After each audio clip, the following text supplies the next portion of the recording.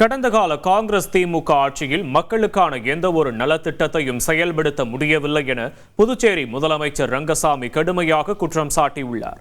தட்டாஞ்சாவடி தொகுதிக்குட்பட்ட திலகர் நகர் மற்றும் state bank colony பகுதிகளில் வீடு வீடாக சென்று ஜக் சின்னத்திற்கு ஆதரவாக வாக்கு சேகரித்தார். அப்போது பேசிய அவர், தேசிய ஜனநாயக கூட்டணி ஆட்சிக்கு வந்த பிறகுதான் நிலுவையில் இருந்த அனைத்து திட்டங்களும் செயல்படுத்தப்பட்டதாக குறிப்பிட்டார். புதுச்சேரியின் வளர்ச்சி தொடர மீண்டும் தற்போதைய கூட்டணியே ஆட்சிக்கு வர வேண்டும் என அவர் மக்களிடம் கோரிக்கை விடுத்தார். இந்த வாக்கு சேகரிப்பின் போது முன்னாள் சட்டமன்ற உறுப்பினர்கள் மற்றும் கூட்டணி கட்சி நிர்வாகிகள் உடனிருந்தனர்.